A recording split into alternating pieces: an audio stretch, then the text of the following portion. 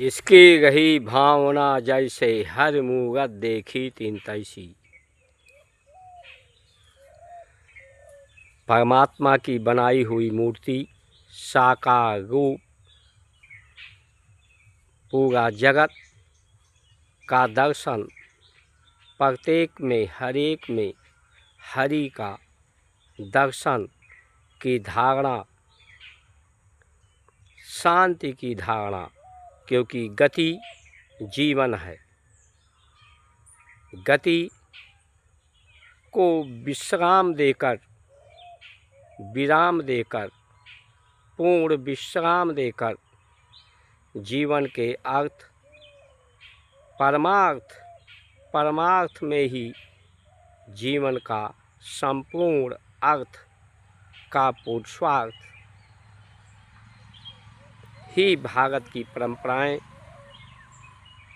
से जब जीवन चलता था, परंपराएं ही धारणा थी, ध्येय था, ध्यान था, सबको अंतिम सांस तक सबके साथ चलने का, साथ के संबंध का निर्वहन करने का, सबको संभालने का, प्राण की गति, मन की गति, चित्त की गति, बुद्धि को और संसार को संभालने का, उसे स्थिर करने का, स्थिर भाव में रखने का, स्थिर की धारणाएं, तो हर एक में हरि का दर्शन ही होता था। चाँद न बल्ला, सूरज न बल्ले, तारे न बल्ले, कितना बदल गया इंसान। इंसान का व्यवहार बदल गया, विचार बदल गया, आहार बदल गया, व्यवस्थाएं बदल गईं, लेकिन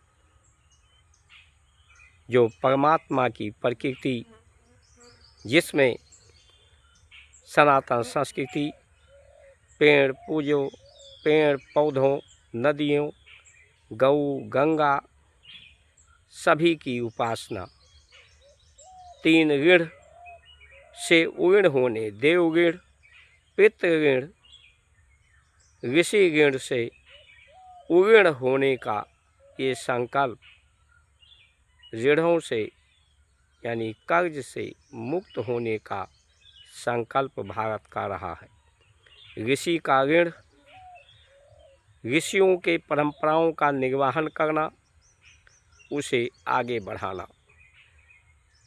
पूर्वजों का को स्मृति करना, तर्पण करना, उनके श्रद्धा सुमन समर्पित करना, उनके बताए हुए मार्ग पर चलना।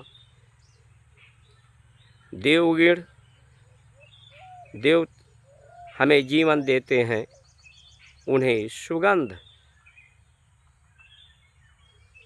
अर्पित करना, सुगंधित वातावरण बनाना, यही मानव जीवन की शांति संपन्न देश को बनाना, शांति प्रदेश को बनाना, यही जीवन की उपलब्धि है। लेकिन आज लोग सिर्फ चुनाव जीतने में लगे हैं। चुनाव में कौन जीतेगा, कौन हारेगा, चुनाव जीत करके क्या मिलेगा, राजा हो, रंक हो, फकीर हो, सभी की स्थिति शून्य से ही है। शून्य में ही परिणाम प्राप्त होना है। मिट्टी का मूर्ति मिट्टी में ही मिल जाना है। ये यात्रा की संपूर्णता ऋण से उऋण हो करके संपूर्ण संतुष्टि और शांति ही जीवन की उपलब्धि है। जय श्री राम।